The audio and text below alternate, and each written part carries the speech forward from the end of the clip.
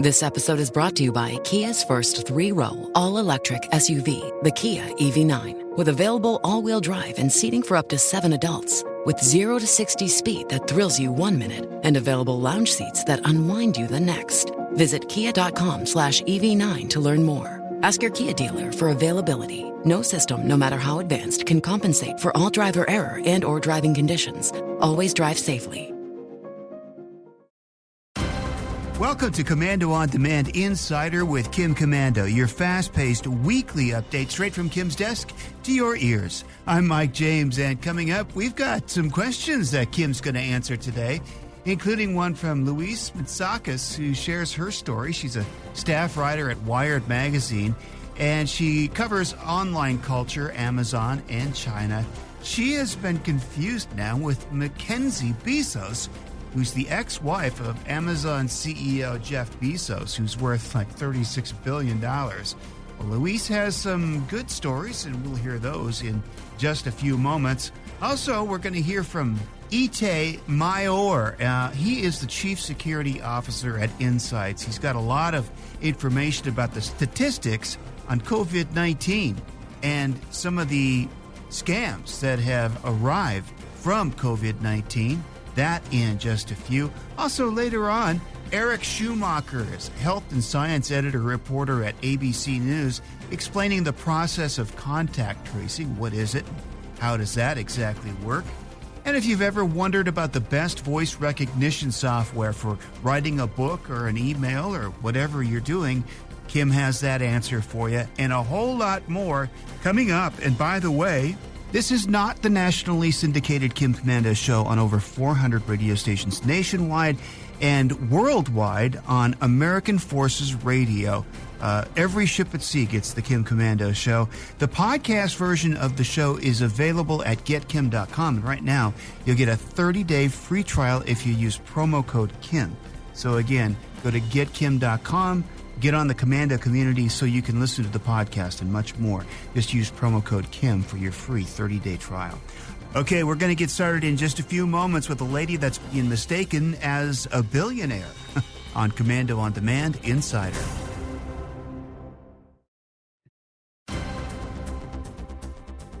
Have you ever said, I wonder what I could find about myself? Okay, I'm sure you had your name, your address, and links to your LinkedIn and your social media accounts. Now, what if you looked up someone famous? Okay, someone who was in the news. And what if when you looked that person up, you saw their name, their email address, and their phone number? And what if that person was the ex-wife of Amazon CEO Jeff Bezos?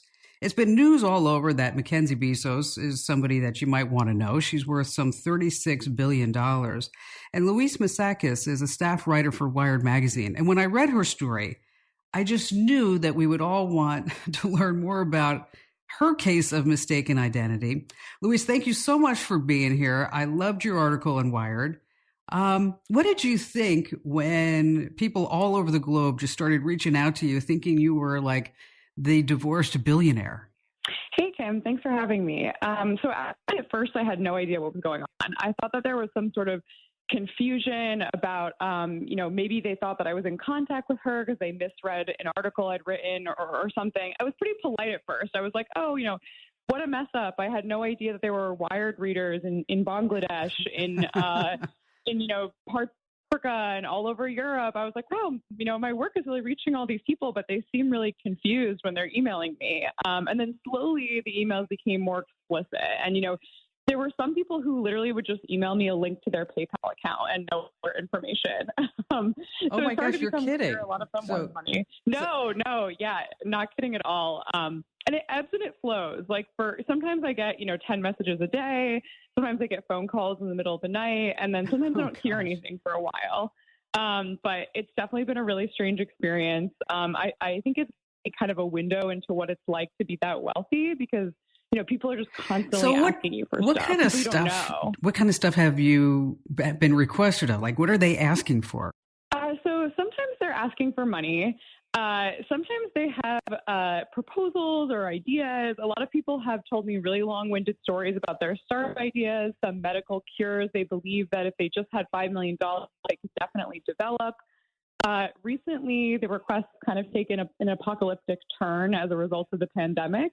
I had a very polite man, I will say, in the UK recently asked for $2 million to build an underground bunker for his close friends and family. That's nice. That was a good one.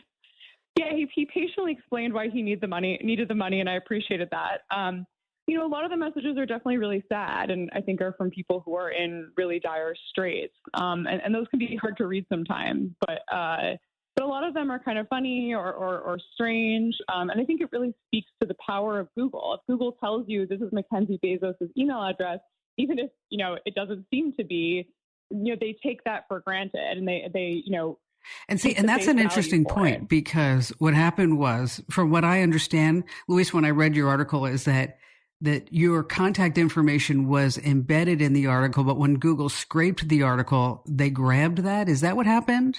Yeah. So a couple of years ago, Google started doing this thing where they would directly answer your question and no need to click on a third-party website. So we've all seen this. You Google a restaurant in your neighborhood and a phone number and a website for the restaurant pops up, right? And it's on Google itself. And Google will do that, if you Google the local restaurant's phone number, they'll try and just give you the phone number right away.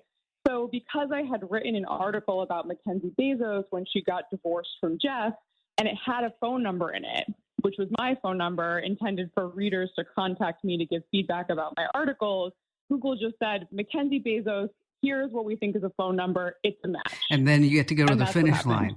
How do you fix this? Is there any way to tell Google to stop? Like, this is not the right answer? Have you tried that? Yeah. So I approached Google a couple of times, and they were reluctant to answer me until I told them that I was writing about it. I would say that in general, Google is really sensitive about changing its search algorithms. They control so much of how the world finds information that they're very sensitive about tweaking them for anybody who asks. So what Google told me was, we're trying to fix this. It's a systemic problem. It's not just you. However, we just suggest that you take your contact information off the article. We can't really do anything. That was kind of a bummer. But, I've kind of gotten used to my identity as Mackenzie. So it's not as bothersome anymore. And I've just decided to leave the contact info for now. If I keep getting too many calls in the middle of the night, I will probably take it off. But it is kind of just a strange quirk in my online experience. And for the most part, I've kind of enjoyed it, even though there are times when it's sad or strange. You know what? I could totally see like a website where you just say, okay, here's the latest from somebody who thinks that I'm Mackenzie Bezos and I'm not. Luis, thank you so much for giving us some insider details about how these things can easily happen, even to Google's great big computers. Really, really appreciate you being here. All right, back to the phones we go with Itai Mayor. And Itai is the Chief Security Officer at Insights. And it's no great secret that scams have increased anywhere from 5,000 to 20,000%, depending upon who you believe. And I don't know if you know about this, that there's something called software as a service. And I don't know if you remember, but there was a time many, many moons ago when you'd go to a software store and you would get a box and there would be a disk and there'd be a manual on the inside. And then you take it home and you'd install it on your computer. And now you just go onto Office 365, Salesforce, or wherever, and you use it online. And that's called software as a service. When I read about something called ransomware as a service, that's when I knew that I needed to get our good friend Itai Mayor on the line to tell us exactly what's going on with ransomware as a service. How does it work? Itai, thank you so much for joining us. Is it as easy signing up as, say, for like a Google account? Yeah, thank you for having me again, Kim. It is pretty easy. I mean, once you get to one of these underground forums, it's a matter of advertisement. And if you see something that you like, it's simply contacting the seller and then acquiring the software and the service. Actually, it's more a service than it is a software in many cases. So we see this collaboration between different hacking groups. And so it just astounds me that you could go on to a place on the dark web and say, I'd like to target 1 million people with this type of campaign. How much does something like that cost? Well, the cost really varies on the types of the services. So we see different types of offerings. For example, you'll see people say, okay, I have 10,000 computers infected in California, or I have several hospitals infected all over the U.S. Who wants to buy access into them? And then they do what we call pay per infection. So you can put whatever it is. It can be ransomware, it can be a Trojan, it can be any kinds of viruses on this. On the other side, you can see sometimes ransomware groups who go and look for these infected computers to just deploy their specific ransomware. And again, there are many kinds of businesses here. Some of them are for rent, some of them you buy, and some of them you just split whatever you make out of the ransomware attacks.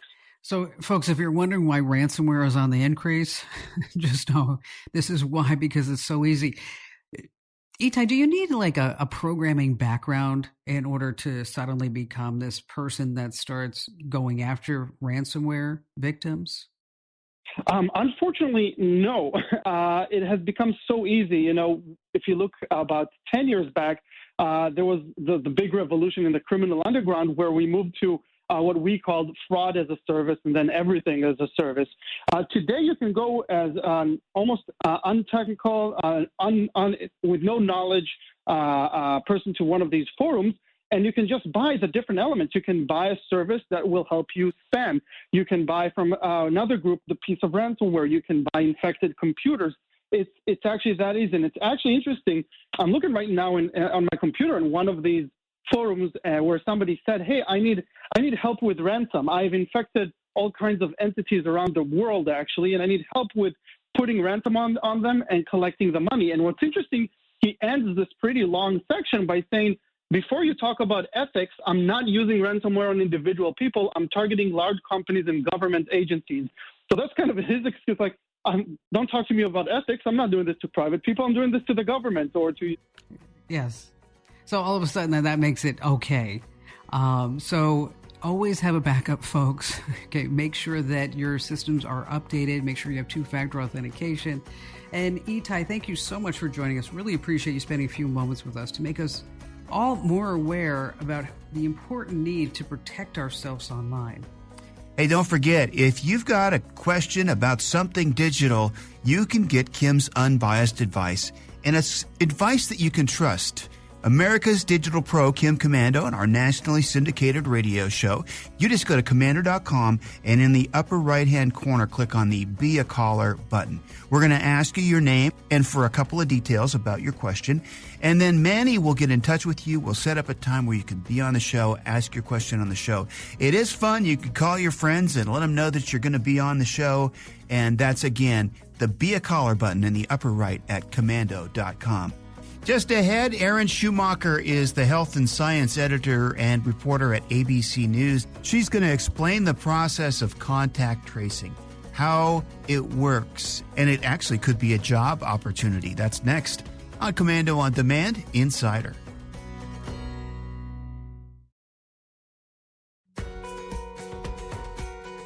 All right, as many states are reopening and hoping to get their economies back on track, there's news that a second wave of COVID-19 infections are going to hit in the fall. I know, it's not happy. It's been estimated that here in the U.S., we need at least 100,000 workers trained in something called contact tracing at a bare minimum. And we have Apple and Google working on a tech form of contact tracing, but there's a human element too. I mean, people in the field collecting information. And contact tracing is the process where people who may have been in contact with an infected person in hopes of telling those others to self-quarantine for 14 days. And joining us is Erin Schumacher, health and science editor reporter over at ABC News, who actually took some COVID or some contact tracer training, pardon me.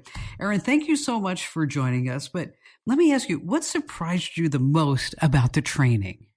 I'm a health reporter. I've been reporting on COVID-19 since back in January, and I still was surprised by how much I got out of this. For starters, just being able to sort of count on a calendar and see sort of get a better picture of how long people are infected with COVID-19 and when they might be safe to come back out in the world. I feel like I have a better perspective on that. And then just in terms of supporting my family and friends, should they contact the disease, I feel better positioned to do that too. So how long is the training? They advertise the course, which is through Johns Hopkins University, at 5 to 6 hours of online training. It's totally free. It took me longer than that, but I'm a little bit of a perfectionist about things like this, and I knew my boss would see my score. So we need to get 100% here, okay? Just letting you know, okay? Even just shy of that, but so the contact. What do they walk you through exactly? Like signs to look for, and walk us through a little bit of the training. Sure. So it's broken out into a bunch of different modules with readings and quizzes and a lot of videos. And it goes through some of the history and basics about the virus that causes COVID-19, and then, yes, some of the signs and symptoms of COVID-19. Then the basics of works. And there's some bits about ethics, like privacy is such a big component of contact tracing, and communication skills. Like you want people you are calling to be candid with you and give you accurate and complete information, and building a rapport with them helps to do that. And so how do the contact tracers contact us? I mean, is it through phone, email, text? And I mean, I'm just thinking, like, if I don't see a number, I'm not going to answer it. Totally. I mean, it's through phone. And I hear you. Like, a lot of the comments on my stories are, I'll never pick up a call from an unknown number. Some health departments are trying to get around that. I know the Massachusetts Public Health Department wanted to make sure that on caller IDs it would show up as Massachusetts Public Health Department is calling you. But I think sort of all Americans these days might want to be aware that if they get a call from an unknown number, there's a chance it could be a contact tracer trying to reach them. So as somebody who's been in the trenches, as you said, since January, even before most of us were like, we didn't even know what the coronavirus was, right? And you've been reporting on this nonstop, health and science reporter, editor at ABC News. Do you think the contact tracing program will work? I mean, it depends on participation, right? The more people who opt in, who pick up their phones, who give accurate and complete information to the contact tracers, the better it will work. But even if not everyone does so, a little bit still helps. The goal isn't really perfection. It's even just stop. I say this over and over again in the course, but even just stopping one onward transmission makes such a big difference in terms of slowing the spread of the disease. Do you have any idea how much contact tracers make and who hires them? Sure. So it's often through public health departments, although it sort of varies from place to place.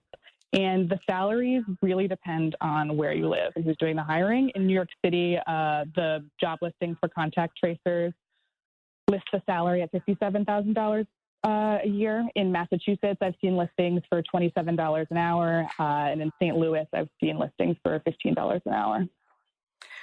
Erin, great facts that you just passed along. And thank you for shedding some light on this very, very important topic. And I'll tell you, folks, if you haven't read Erin's report over at abcnews.com, it's very telling and it's excellent. We're going to put a link to it over at komando.com, of course. And just to hit that, go to komando.com and you want to hit the link that says Kim Show. Jimmy in Athens, Georgia. Hi there, Jimmy. Hello there. Welcome. What's going on? Well, I've got a question about speech recognition software, and I figured I'd just take it to the top and see what Kim Komando Show had to say to help me find a piece of software that'll understand the way I speak with my Southern accent. I'm going to be working on a book that I'm going to be in a project with, so I want to tell the story in my own words, and a book is somewhere between 60 and 70,000 words. So as we go through that, I want to tell it in my own words, but turn it over to somebody else who can have a written text, if you would, that would be reasonably understandable, and try to knock this collaboration out as quick as possible. Well, I didn't notice an accent, Jimmy. I have no idea what you're talking about.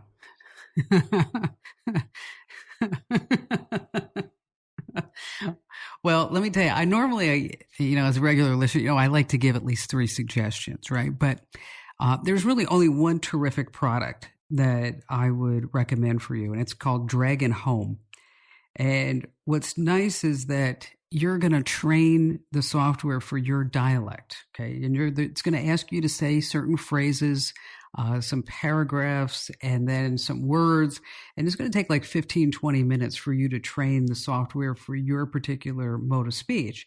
And then once it does, they say that it's like 99% recognition. So you're going to be totally good to go with this. It's about $150. They have a $300 version, but it's not really necessary. So it's Dragon Home, $150.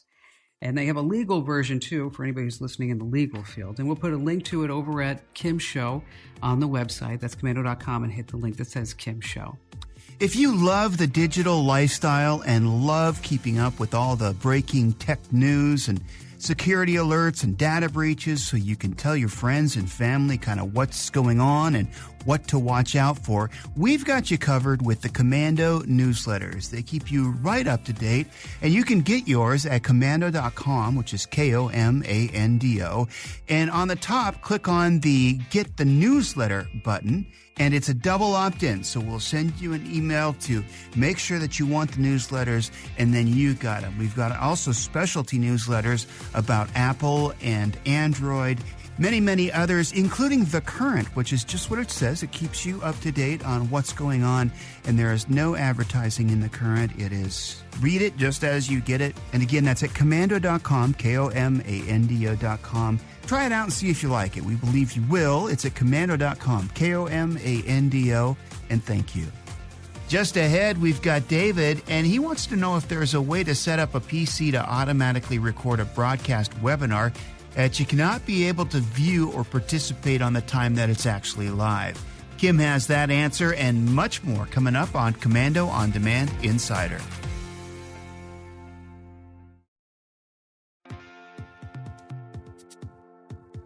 Jeff in Missouri. Hi there, Jeff. Hi, Kim. I've been dying to talk to you. I have a couple of questions I wanted to ask you. I wanted to start a podcast or what they call a video cast maybe, but I'm not sure how to do that. And so what's your bright idea? How are you going to change up the world, Jeff?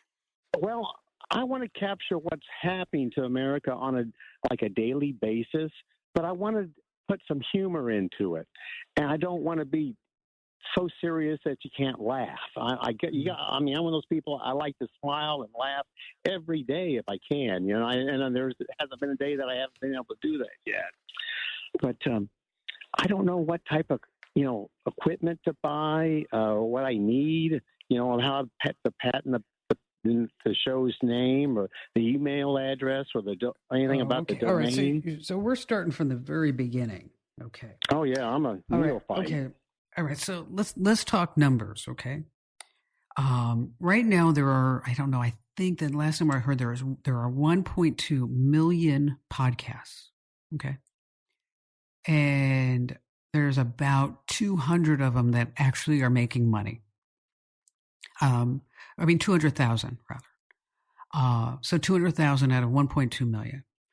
And that's because people start a podcast, Jeff, and then they burn out because this is something that's a commitment. You have to do this every week. Trust me, there are some weeks I don't want to do one, but you have to do it because people get used to it, okay?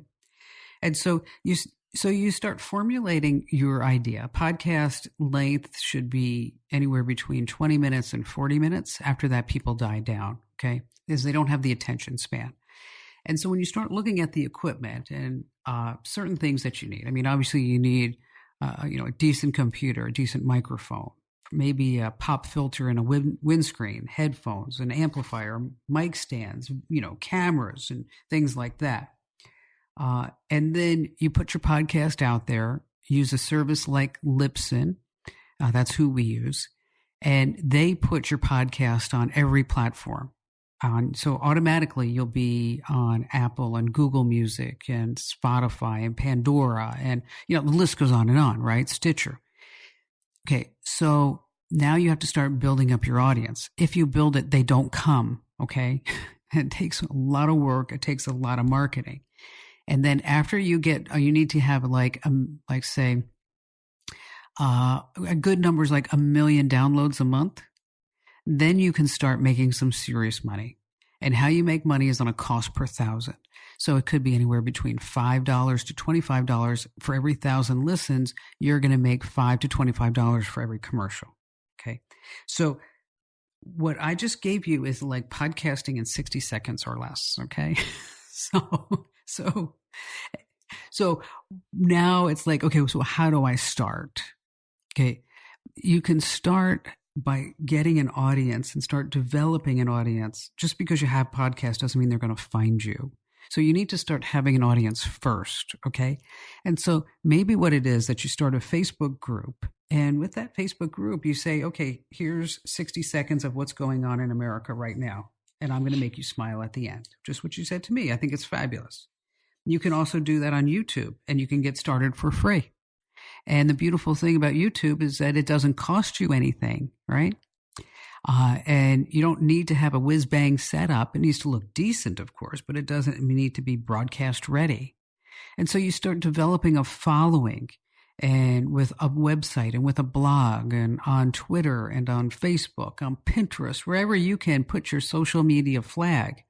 Because what I don't want you to do, and trust me, because I've seen too many people do this, is they go all into podcasting. And then once they get into podcasting, they realize that it's a lot harder than they thought. And then they fail. I don't want you to fail. I want you to start small. I want you to start with a simple YouTube channel, work out the kinks, start getting followers. And we've got some tips on the website to get you started on that. Take a look at them. If you have any questions after that, I'm totally here for you. I want you to be successful, Jeff, and I'm going to help you get there. And thank you so much for your call. Michael in Goodyear, Arizona. Hi there, Michael. Hi, how are you? Good. What's going on? I'm calling about a problem that I'm hoping you can help me with. I have a freezer in my garage that I want to make sure that I'm always getting power to. And it's plugged into these plugs that are what do you call them? I have smart plugs, but the regular outlet is actually a GF fault outlet, so the power can go out on the outlet even though the power is on in the house. Oh, so okay. I could be sitting in my house and the power is off on those outlets and I don't know it. So I put the plug on there, and these particular plugs allow me to, it sends a message if it goes offline, and offline means it's no longer connected to the internet. And that could happen one of two ways. One, it loses internet connection, but the other way is it loses power. So if it doesn't see a connection, either of those two ways, it'll do it. But it only does it after a half hour of the plug being offline. And it doesn't do it again. No, that's not going to work. That's not going to. Yeah, that's not going to work in Arizona, will it? I mean, it's like, and that's not going to happen. Well, let's talk about some. Let's talk about some alternatives, okay? There's always which it's not going to work, but it just reminds me of that the old life hack that freezing a cup of water and placing a penny on top. It actually acts as a really cheap sensor for power outages, because if the water remains frozen, the penny's going to stay on top of the ice, but that's not going to work for you. So what I would say is let's forget about the smart plug altogether, Michael, because there are better alternatives for you that are more reliable, especially because you have that GFI tied to it. Okay, what I'm thinking is that you get a smart sensor, and you put a sensor inside the freezer to monitor the temperature of the freezer. All right. Because instead of monitoring the power outlet, I assume that you got meat and a lot of stuff in this freezer. Okay, so you got some money invested in the freezer. So instead of just worrying about the power, because let's say the power is still going, but the freezer breaks. Well, that's not going to do you a lot of good, right?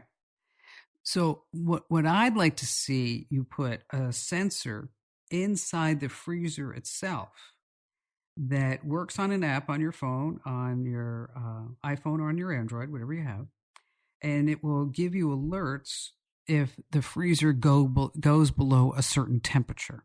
Okay? Makes sense? Okay. Now, the company that makes such a product is called Sensor Push. It's SENSOR, Sensor Push. It's a thermometer, hydrometer, does humidity and temperatures. It gives you alerts. It's $50.